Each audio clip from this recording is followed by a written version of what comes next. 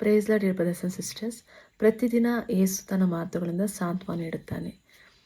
Everyday Jesus comforts with his words. ಈ ದಿನದ ವಚನ ಮತ್ತಾಯ 18ನೇ ಅಧ್ಯಾಯ 5ನೇ ವಚನ. ಮತ್ತಾಯ 18 5ನೇ ವಚನದಲ್ಲಿ, ಯಾವನಾದರೂ ಇಂಥ ಒಂದು ಚಿಕ್ಕ ಮಗುವನ್ನು ಹೆಸರಿನಲ್ಲಿ ಅಂಗೀಕರಿಸಿಕೊಂಡರೆ ನನ್ನನ್ನು ಅಂಗೀಕರಿಸಿಕೊಳ್ಳುತ್ತಾನೆ. ಆಮೇನ್.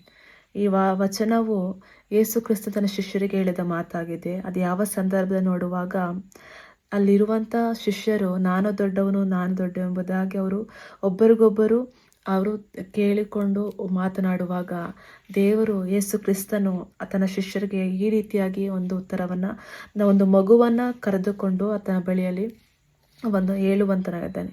ಯಾವನಾದರೂ ಇಂಥ ಒಂದು ಚಿಕ್ಕ ಮಗುವನ್ನು ನನ್ನ ಹೆಸರನ್ನು ಅಂಗೀಕರಿಸಿಕೊಂಡರೆ ನನ್ನನ್ನು ಅಂಗೀಕರಿಸಿಕೊಳ್ಳುತ್ತಾನೆ. ಆಮೇಲೆ ಒಂದು ಚಿಕ್ಕ ಮಗು ಅಂತ ಹೇಳುವಾಗ ಅದರ ಸ್ವಭಾವ ಹೇಗಿರುತ್ತೆ? ಪ್ರತಿಯೊಂದು ನಾವು ಹೇಳಿದಂಥ ಮಾತನ್ನು ಕೇಳುವಂಥದ್ದಾಗಿದೆ. ಅದು ಬೇಡ ಅಂದರೆ ಬೇಡ, ಅದು ಬೇಕು ಅಂದಾಗ ಬೇಕು ಅನ್ನುತ್ತೆ. ಅಂದರೆ ಕೆಲವೊಂದು ಸಮಯ ಆಟವನ್ನು ಮಾಡುವಂಥದ್ದಾಗಿದೆ ಚಿಕ್ಕ ಮಗು. ಅದು ಗೊತ್ತಿಲ್ಲದಿರುವಾಗ ನಾವು ತಿಳಿಸ್ಕೊಡುವಾಗ ಅದನ್ನು ಹೆಚ್ಚಾಗಿ ತಂದೆ ತಾಯಿಗಳು ಆತನ ಮಾತುಗಳನ್ನ ಹೆಚ್ಚಾಗಿ ಅದನ್ನು ಕೇಳುವಂಥದ್ದಾಗಿದೆ. ಅದು ಯಾವ ರೀತಿಯಾಗಿ ಅದು ಬೇಡ ಅದು ಬೇಕು ಎನ್ನುವಂಥ ವಿಷಯಗಳಲ್ಲಿ ಆ ಮಗುವಿಗೆ ಹೇಳಿಕೊಳ್ಳುವಾಗ ಆ ಮಗು ಅದೇ ರೀತಿ ಕೇಳುವಂಥದ್ದಾಗಿದೆ. ಬೇರೆಯವರು ಬಂದು ಅದು ಹೇಳುವಾಗ ಸರಿ ಎಂಬುದಾಗಿ ಹೇಳುವಾಗಲೂ ಸಹ ಆ ತಂದೆ ತಾಯಿ ತಪ್ಪು ಅಂತ ಹೇಳಿರುವಾಗ ಅದು ಎಂದಿಗೂ ನಂಬೋಕೆ ಅಸಾಧ್ಯ. ಅದು ನಂಬೋದೇ ಇಲ್ಲ. ನಾವು ಚಿಕ್ಕ ಮಕ್ಕಳ ಸ್ವಭಾವ ಆ ರೀತಿ ಅಂತ ಇರುವಂಥದ್ದಾಗಿದೆ. ಅದೇ ರೀತಿಯಾಗಿ ಕೆಲವೊಂದು ವಿಷಯಗಳಲ್ಲಿ ನಾವು ಯಾವ ರೀತಿಯಾಗಲಿ ಇರಬೇಕೆಂಬುದಾಗಿ ಇಲ್ಲಿ ಯೇಸು ಕ್ರಿಸ್ತನ ವಾಕ್ಯದ ಮೂಲಕವಾಗಿ ನಾವು ಕೆಲವೊಂದು ವಾಕ್ಯ ತಿಳಿದುಕೊಳ್ಳೋಣ. ಲೋಕ 9ನೇ ಅಧ್ಯಾಯ 48ನೇ ವಚನ ಹೇಳುತ್ತೆ. ಲೋಕ 9:48. ಅದೇ ವಚನ ಇಲ್ಲೂ ಹೇಳಿರುವಂಥದ್ದಾಗಿದೆ. ಲೋಕ 9:48. ಅವರಿಗೆ ಅವನಾದರೂ ಈ ಮಗುವನ್ನು ನನ್ನ ಹೆಸರಿನಲ್ಲಿ ಅಂಗೀಕರಿಸಿಕೊಂಡರೆ ನನ್ನನ್ನು ಅಂಗೀಕರಿಸಿಕೊಳ್ಳುತ್ತಾನೆ, ಮತ್ತು ಯಾವನಾದರೂ ಅಂಗೀಕರಿಸಿಕೊಂಡರೆ ನನ್ನನ್ನು ಕಳಿಸಿದಾತನನ್ನೇ ಅಂಗೀಕರಿಸಿಕೊಳ್ಳುತ್ತಾನೆ. ಯಾಕಂದರೆ ನಿಮ್ಮೆಲ್ಲರಲ್ಲಿ ಚಿಕ್ಕವನಾಗಿರುವವನೇ ದೊಡ್ಡವನಾಗಿರುವನೇ ಎಂದು ಹೇಳಿದನು. ಇದೇ ವಾಕ್ಯ ಮತ್ತಾಯದಲ್ಲಿ ನೋಡಿದ್ವಿ ಮತ್ತು ಮಾರ್ಕದಲ್ಲಿ ಅದೇ ವಚನವನ್ನು ಬರೆಯಲ್ಪಟ್ಟಿದೆ. ಅಂದರೆ ಇಲ್ಲಿ ಏನಕ್ಕೆ ನಾನು ದೊಡ್ಡವನೆಂಬುದಾಗಿ ಶಿಷ್ಯರಲ್ಲಿ ಅಂತ ದೊಡ್ಡವರಾಗಿರುವುದಾದ್ರೂ ಅವರು ತಮ್ಮನ್ನ ವೆಚ್ಚಿಸಿಕೊಳ್ಳುವಂಥದ್ದು ಆ ರೀತಿಯಲ್ಲಿ ಅವರು ವಾದಿಸುವಾಗ ಕ್ರಿಸ್ತನು ತಾನೇ ಅವರ ಆಲೋಚನೆಗಳನ್ನು, ಅವ್ರ ಹೃದಯದಲ್ಲಿರುವಂಥ ಆಲೋಚನೆಗಳನ್ನು ಅವರು ತಿಳಿದುಕೊಂಡು ಆತನು ಹೇಳುವಂತನಾಗಿದ್ದಾನೆ. ಈ ಮಗುವನ್ನು ನನ್ನ ಹೆಸರಿನಲ್ಲಿ, ಅದೇ ಯೇಸುವಿನ ನಾಮದಲ್ಲಿ ದೇವರ ಒಂದು ಹೆಸರಿನಲ್ಲಿ ಆ ಮಗುವನ್ನು ನೀವು ಸೇರಿಸಿಕೊಳ್ಳುವುದಾದರೆ ನನ್ನನ್ನು ಅಂಗೀಕರಿಸಿಕೊಳ್ತೀರಾ. ಮತ್ತು ಅವನಾದ ನನ್ನನ್ನು ಅಂಗೀಕರಿಸಿಕೊಂಡರೆ ನಾನು ಕಳಿಸಿದಾತನನ್ನೇ. ಯಾವಾಗ ಯೇಸುವಿನ ನಾಮವನ್ನು ನಾವು ಹೆಸರಲ್ಲಿ ಬರುವಂಥ ಒಂದು ಚಿಕ್ಕ ಮಗುವನ್ನು ನಾವು ಸೇರಿಸಿಕೊಳ್ಳುವಾಗ ದೇವರನ್ನು ಯಾರು ಯೇಸು ಕ್ರಿಸ್ತನ ಕಳಿಸಿಕೊಂಡಿದ್ದಾರಂತೆ ತಂದೆಯ ದೇವರ ನಾವು ಆತನನ್ನು ನಾವು ಸೇರಿಸಿಕೊಳ್ಳುತ್ತೇವೆ ಎಂಬುದಾಗಿ ವಾಕ್ಯ ಹೇಳುತ್ತೆ. ಯಾಕೆಂದರೆ ನಿಮ್ಮೆಲ್ಲರಲ್ಲಿ ಚಿಕ್ಕವನಾಗಿರುವವನೇ ದೊಡ್ಡವನಾಗಿರುವನು. ಇಲ್ಲಿ ಯಾವಾಗ ದೊಡ್ಡವನೆಂಬುದಾಗಿರುವಾಗ ನಾವು ದೇವರ ಬಳಿ ಒಂದು ತಗ್ಗಿದ ಮನಸ್ಸುಳ್ಳರಾಗಿ ಚಿಕ್ಕ ಮಕ್ಕಳಂತೆ ನಾವು ಮನಸ್ಸುಗಳನ್ನು ಉಳ್ಳವರಾಗಿರುವಾಗ ಆತನು ನಮಗೆ ಒಂದು ಉನ್ನತ ಸ್ಥಾನವನ್ನು ಕೊಡುವುದಕ್ಕೆ ಸಾಧ್ಯವಾಗಿದೆ. ಏಕೆಂದರೆ ಚಿಕ್ಕ ಮಕ್ಕಳು ನೋಡುವಾಗ ಅವರಲ್ಲಿ ಯಾವುದು ನಿಷ್ಕಾಪಟ ಇಲ್ಲ. ಒಂದು ಕೆಟ್ಟತನ, ನಾನು ದೊಡ್ಡವಳು, ನಾನು ಎಲ್ಲಕ್ಕಿಂತ ಹೆಚ್ಚಿದಾಗಿರಬೇಕು, ನನಗೆ ಎಲ್ಲವೂ ಬೇಕು ಎಂಬುದಾಗಿ ಒಂದು ಸ್ವಭಾವ ಇರುವುದಾದರೂ ಅವರು ಯಾವುದೋ ಮೋಸ, ಕಹಿ, ಹಗೆತನ, ಬೇರೆಯವ್ರ ಕೆಟ್ಟದನ್ನು ಮಾಡಿ ನಾವು ಬೆಳೆಯಬೇಕು ಅಂಥ ಆಲೋಚನೆ ಆ ಮಗುವಿನ ಬಳಿಯಲ್ಲಿ ಇರೋದೇ ಇಲ್ಲ. ಅದಕ್ಕೇನು ಬೇಕು? ಟೈಮ್ಲಿ ಊಟವನ್ನು ಮತ್ತು ಅದು ಬೇಕಾಗಿದ್ದೆಲ್ಲ ಅಂತಲೂ ತಿನ್ನುವುದು ಮತ್ತು ಕುಡಿಯುತ್ತೆ. ಅದರ ನೀರು ಬಾಯಾರಿಕೆ ಆಗುವಾಗ ನೀರನ್ನು ಕುಡಿಯುವಂಥದ್ದಾಗಿದೆ. ಆದರೆ ಅದಕ್ಕೆ ಹೆಚ್ಚಿದಾಗಿ ಹಣವನ್ನು ಆಗಲಿ ಸರಿಯೇ, ಅದನ್ನು ಬೇಕಾಗಿರುವಂಥ ಹಣದ ಅವಶ್ಯಕತೆ, ಮನೆ, ಆ ಥರ ರೀತಿಯಲ್ಲಿ ಅದು ಆಲೋಚನೆ ಇರುವುದೇ ಇಲ್ಲ. ಅದೇ ಹೆಚ್ಚಾಗಿ ಆತ್ಮಿಕವಾಗಿ ಯೋಚನೆ ಮಾಡುವಾಗ ಯೇಸುವಿನ ಮಕ್ಕಳಾದ ನಾವು, ಆತ ಶಿಷ್ಯಾಗಿ ನಾವು ಸಹ ಚಿಕ್ಕ ಮಕ್ಕಳದ ಸ್ವಭಾವವನ್ನು ನಾವು ಧರಿಸಿಕೊಂಡಿರಬೇಕಂತೆ. ಹೆಚ್ಚಿನದಾಗಿ ನಾವೇನೇ ಇಲ್ಲಿ ವಾಕ್ಯ ನೋಡಿಕೊಳ್ಳುವಾಗ ದೇವರ ವಾಕ್ಯಗಳನ್ನು ಅನುಸರಿಸಿ ನಡೆಯುವಂಥರಾಗಿರಬೇಕು. ದೇವರ ಮಾತನ್ನು ಕೇಳಿ ಅದನ್ನು ನಡೆಯುವಂಥರಾಗಿರಬೇಕು. ನಾವು ಪ್ರತಿಯೊಬ್ಬರು ಸಹ ಈ ದಿನಗಳಲ್ಲಿ ಯಾರೆಲ್ಲ ಒಂದು ಹೊಸದಾಗಿ ದೇವರನ್ನು ನೂತನ ಸೃಷ್ಟಿಯಾಗಿರುವಾಗ ಕ್ರಿಸ್ತಲ್ಲಿ ಬರುವುದಾದ್ರೆ ನೂತನ ಸೃಷ್ಟಿ ಅಂತ ಹೇಳಲ್ಪಡುತ್ತದೆ. ಅದೇ ರೀತಿಯಾಗಿ ಈ ದಿನಗಳಲ್ಲಿ ಯಾರೆಲ್ಲ ಒಂದು ದೇಶಸ್ಥಾನ ಹೊಂದಿಕೊಂಡು ದೇವರ ಬಳಿ ದೇವರ ಮಗಳಾಗಿ ಬಂದಿರುವಾಗ ಅವರನ್ನು ನಾವು ಯಾವ ರೀತಿ ನಾವು ಕಾಣಬೇಕು, ಅವ್ರಿಗಿಂತ ನಾವು ಹೆಚ್ಚಿನವರು. ನಾವು ಅವರು ಮುಂದೆ ನಾವು ಇಷ್ಟು ವರ್ಷಗಳಿಂದ ದೇವ್ರು ನಂಬಿದ್ದೇವೆ, ದೇವ್ರನ್ನ ಆರಾಧಿಸ್ತಿದ್ದೇವೆ, ಈ ದಿನಗಳಲ್ಲಿ ಇವರು ಬಂದಿದ್ದಾರೆ ಆ ರೀತಿಯ ಸ್ವಭಾವ ನಾವು ಮಾಡದಾಗೆ ನಾವು ದೇವರನ ಮಕ್ಕಳು, ಅವರು ಏಸಪ್ಪನ ಮಕ್ಕಳು, ನಾನು ಏಸಪ್ಪನ ಮಗಳು. ಈ ದಿನವಲ್ಲ, ನಾಳೆ ದಿನವಲ್ಲ, ಯಾರ ದಿನದಲ್ಲಿ ಸರಿನೇ ದೇವರ ಒಂದು ಸ್ವಂತ ರಕ್ಷಕನಾಗಿ ಸ್ವೀಕರಿಸಿಕೊಳ್ಳುವಾಗ ಅವರನ್ನು ಒಂದೇ ಸಮಾನರಾಗಿರಬೇಕು. ನಾವು ದೇವರ ಬಳಿಯಲ್ಲಿ ಹೇಗೆ ಒಂದು ಮಗು ತಂದೆ ತಾಯಿ ಬಳಿ ಹೋಗುವಾಗ ಯಾವ ರೀತಿ ಯಾವಾಗಲೂ ಚಿಕ್ಕದಾಗಿರುತ್ತೆ, ಅದೇ ರೀತಿ ದೇವರ ಬಳಿ ನಾವು ಎಲ್ಲರೂ ಹೋಗುವಾಗ ಒಂದು ಚಿಕ್ಕ ಮಕ್ಕಳ ಸ್ವಭಾವವನ್ನು ಧರಿಸಿಕೊಳ್ಳಬೇಕೆಂಬುದಾಗಿಯೇ ಇಲ್ಲಿ ತೋರಿಸಿಕೊಡುತ್ತದೆ. ಅದೇ ರೀತಿಯಾಗಿ ಮಾರ್ಕ 4ನೇ ಅಧ್ಯಾಯ 20ನೇ ವಚನ.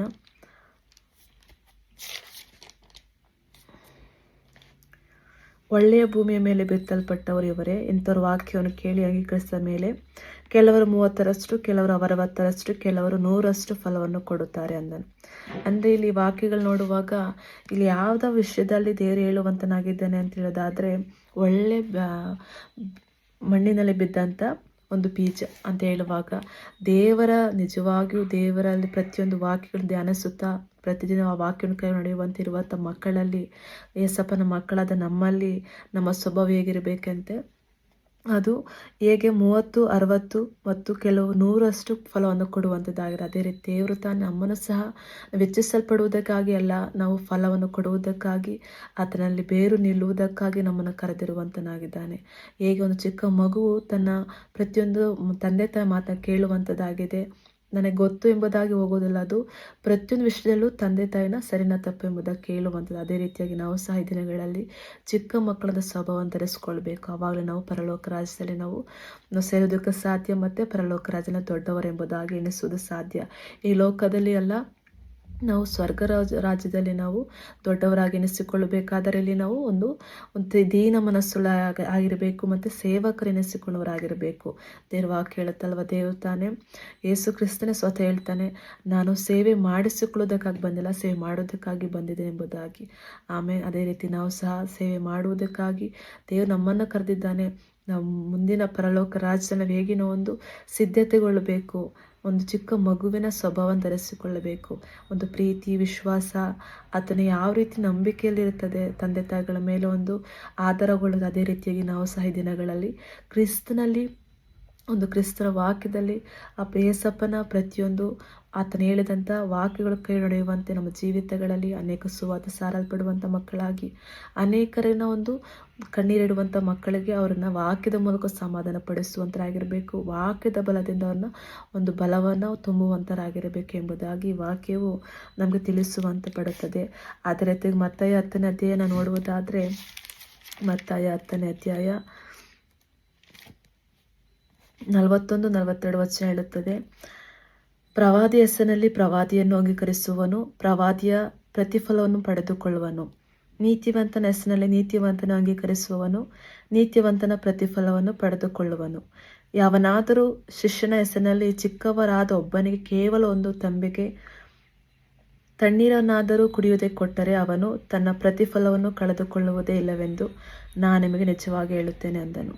ಆಮೇಲೆ ಇಲ್ಲಿ ವಾಕ್ಯ ಸ್ಪಷ್ಟವಾಗಿ ತಿಳಿಸ್ಕೊಡುತ್ತದೆ. ಪ್ರವಾದಿ ಹೆಸರಿನಲ್ಲಿ ಪ್ರವಾದಿಯನ್ನು ಅಂಗೀಕರಿಸಿಕೊಳ್ಳೋದಾದರೆ, ನಮಗೆಲ್ಲ ಗೊತ್ತು, ಒಬ್ಬರಾದರೂ ದೇವರ ಮಕ್ಕಳಾಗಿ ನಾವು ದೇವರ ಒಂದು ದರ್ಶನ ಉಂಟಾಗುವಾಗ ಅವ್ರು ಹೇಳುವಂಥ ಮಾತುಗಳು ನಾವು ಕೇಳುವಾಗ, ಅವ್ರು ಅಂಗೀಕರಿಸಿಕೊಳ್ಳುವಾಗ ಆ ಮನುಷ್ಯನಲ್ಲ, ಯೇಸು ಕ್ರಿಸ್ತನ ನಾವು ಸ್ವೀಕರಿಸಿಕೊಂಡು ಯೇಸುವಿನ ಮಾತನ್ನು ನಾವು ಅಂಗೀಕರಿಸುವಂಥ ಮಾತಾಗಿದೆ ಎಂಬುದಾಗಿ ತಿಳಿಸ್ಕೊಡುತ್ತೆ. ಜೊತೆ ಪ್ರತಿಫಲವನ್ನು ಪಡೆದುಕೊಳ್ಳುವನು, ಆತನ ದೇವರ ವಾಕ್ಯವೇ ಎಂಬುದಾಗಿ ನಾವು ನಂಬುವಾಗ ಅದು ನಮ್ಮ ಪ್ರತಿಫಲ ನಮ್ಮ ಪ್ರವಾದಿಗೆ ಏನು ಬರಬೇಕು ಅದೇ ರೀತಿಯಾಗಿ ನಮ್ಮ ಬಗ್ಗೆ ಪ್ರತಿಫಲ ದೇವರು ಕೊಡುವ ಆತನಾಗಿದ್ದಾನಂತೆ.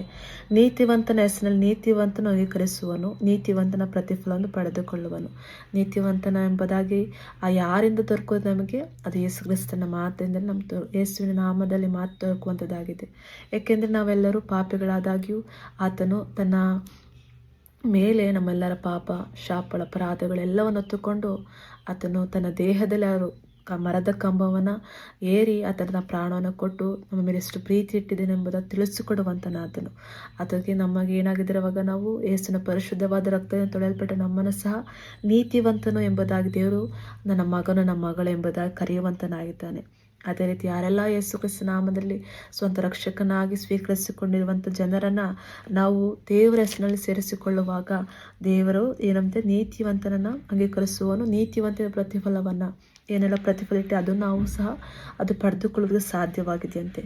ಯಾವನಾದರೂ ಶಿಷ್ಯನ ಹೆಸರಿನಲ್ಲಿ ಈ ಚಿಕ್ಕವರಾದ ಒಬ್ಬನಿಗೆ ಕೇವಲ ಒಂದು ತಂಬಿಗೆ ನೀರನ್ನಾದರೂ ಕುಡಿಯುವುದಕ್ಕೆ ಕೊಟ್ಟರೆ, ನೋಡಿ, ಅವನ ಶಿಷ್ಯರ ಹೆಸರಿನಲ್ಲಿ, ಶಿಷ್ಯರೆಂಬುದಾಗೇನು ಒಂದು ಗುರುವನ್ನು ಹಿಂಬಾಲಿಸುವನ ಶಿಷ್ಯರೆಂಬುದಾಗಲಿ. ನಮ್ಮ ಗುರು ಯಾರಾಗಿದ್ದಾರೆ, ನಮ್ಮ ದೇವರು ಯಾರಾಗಿದ್ದಾರೆ, ನಮ್ಮ ಬೋಧಕನು ಯಾರಾಗಿದ್ದಾರೆ, ಯೇಸು ಕ್ರಿಸ್ತನ ಮಾತ್ರವಾಗಿದ್ದಾನೆ.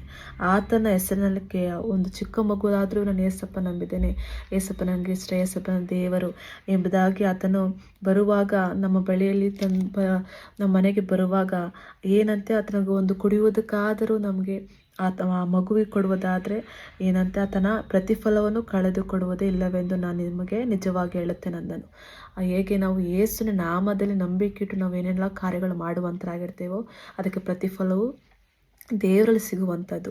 ಈ ಲೋಕದ ಮನುಷ್ಯರ ಒಂದು ಮಾತಿನಲ್ಲಿ ನಾವು ಕೇಳುವಂಥದ್ದಲ್ಲ, ನಾವು ದೇವರ ಬಳಿ ನಿರೀಕ್ಷಿಸುವಂಥದ್ದು, ದೇವರ ಕಡೆ ನಾವು ಕೈ ಎತ್ತಿ ನಾವು ಎದುರು ನೋಡುವಂಥದ್ದು, ನಮ್ಮ ಕಣ್ಣನ್ನು ಎದುರು ನೋಡುವಂತಿರುವುದು.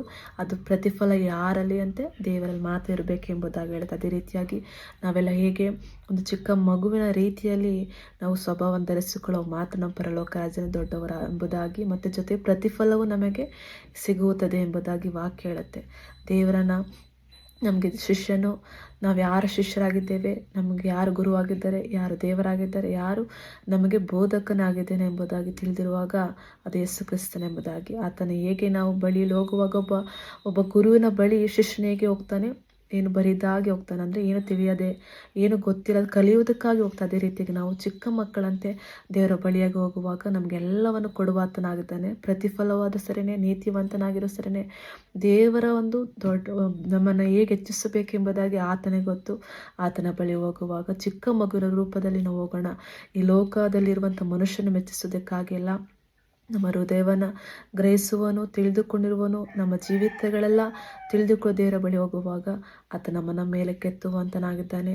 ಅದು ಒಂದೇ ವಿಷಯ, ನಾವು ಮಾತ್ರ ದೇವರ ಬಳಿ ಹೋಗುವಾಗ ನಮ್ಮನ್ನು ತಗ್ಗಿಸಿಕೊಂಡವರಾಗಿ ಒಂದು ಚಿಕ್ಕ ಮಕ್ಕಳ ಸ್ವಭಾವ ರೀತಿ ಹೋಗುವಾಗ ಆತ ನಮಗೆಲ್ಲ ತಿಳಿಸಿಕೊಡಲು ಸಾಧ್ಯವಾಗಿದೆ. ಹೇಗೆ ಒಂದು ಬಿಂದಿಗೆ ನಾವು ನೀರು ಹಿಡಿಯುವಂಥ ಬಿಂದೆ ಅದು ತುಂಬಿರುವಾಗ ಅದು ನೀರು ತುಂಬಿಸೋದು ಹೊರಸೂಸಿ ಎಲ್ಲ ಹರಿದು ಹೋಗಿ ವೇಸ್ಟ್ ಆಗುವಂಥದ್ದು. ಆದರೆ ಯಾವಾಗ ಖಾಲಿ ಒಂದು ಪಾತ್ರೆಯಾಗಿ ಒಪ್ಪಿಸಿಕೊಡುವಾಗ, ಒಂದು ನೆಲ್ಲಿರುವಾಗ ಆ ನೀರು ತುಂಬಲ್ಪಡ. ಅದೇ ರೀತಿ ನಾವು ಸಹ ದಿನಗಳಲ್ಲಿ ಆತನ ಬಳಿ ಹೋಗುವಾಗ, ಒಂದು ಖಾಲಿ ಪಾತ್ರೆಯಾಗಿ ಹೋಗುವಾಗ, ನಮ್ಮನ್ನು ಬರಿದು ಮಾಡಿಕೊಂಡು ಹೋಗುವಾಗ, ಒಂದು ಚಿಕ್ಕ ಮಕ್ಕಳ ಸ್ವಭಾವದಲ್ಲಿ ಚಿಕ್ಕ ಮಕ್ಕಳಂತೆ ಹೋಗುವಾಗ ಆತ ನಮ್ಮ ತಂದೆ ಆಗಿದ್ದಾನೆ, ಎಲ್ಲವನ್ನು ತಿಳಿಸಿಕೊಡಲು ಸಾಧ್ಯವಾಗಿದ್ದಾನೆ. ದೇವರ ಸ್ತೋತ್ರ.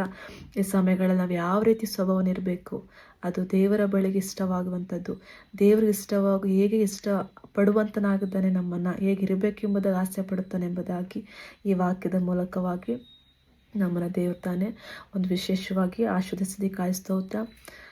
ಯೇಸು ಕ್ರಿಸ್ತನ ಕೃಪೆಯು ನಮ್ಮೆಲ್ಲರಿಂದ ಇರಲಿ. ಆಮೇಲೆ